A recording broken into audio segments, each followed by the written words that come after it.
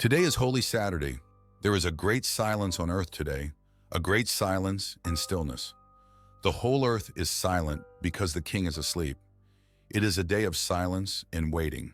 Across the entire Christendom, in various countries of the world, people are waiting for this silence to pass away, waiting for God, waiting in hope for the fulfillment of the promise of rising from the death. We know we will celebrate his glorious resurrection and the fulfillment of God's promise tomorrow. But today we are still waiting, still lying in the tomb with Christ. For the friends and followers of Jesus, his crucifixion turned their worlds upside down. All their hopes and expectations were invested in this carpenter from Nazareth. They had put their livelihoods on the line, changed all their priorities because of what they saw in this man.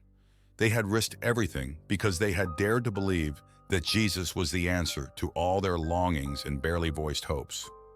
But all of a sudden, the bubble burst. They saw him arrested, stripped, hanged to a tree, and gradually life was sniffed out of him as they watched him die.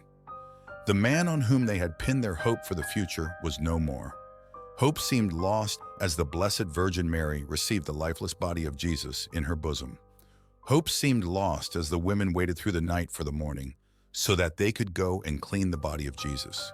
Even as they waited, they cried, "But who will roll the stone away for us?" In the midst of waiting, there is the movement of a new thing, because waiting suggests that we are hanging and hoping on for the actions of someone else.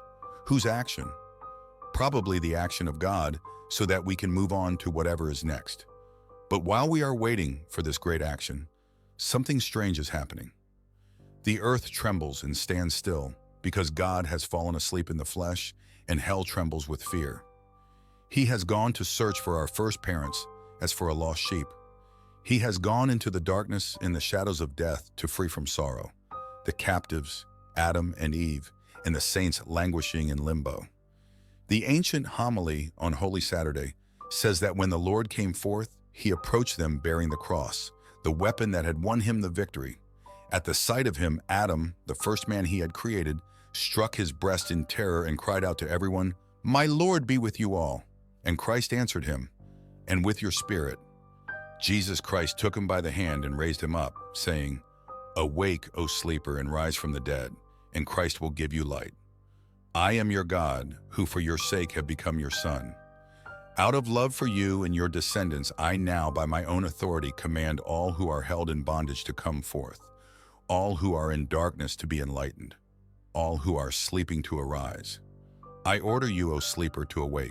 I did not create you to be held a prisoner in hell.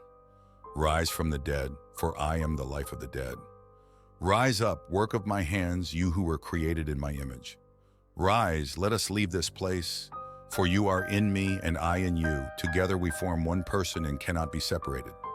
I slept on the cross, and a sword pierced my side, for you who slept in paradise and brought forth Eve from your side.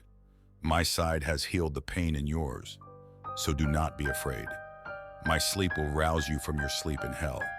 The sword that pierced me has enclosed the sword that was turned against you. In the same way, God invites us to rise from the grave of our sins and the dangerous occasions of sin to a new life. Rise, he says, let us leave this place of sin and darkness and evil into the wonderful light. Cast off the burden of the night, the burden of laziness and evil, and put on the blessing of the day. Let he who is of two minds purify the intention of his heart. The old life is gone. A new page is about to be opened for you. So let all mortal flesh keep silent and wait with fear and trembling, for the King who sleeps will soon awake, and with blessing in his hands, he will give life and strength to all who wait upon him. Then they will mount up with wings as eagles. They will run and not grow weary. They will walk and not faint. Easter is coming, and we shall burst forth gloriously with the risen Lord. But for now, in silence, let us wait, for the King who sleeps will soon awake.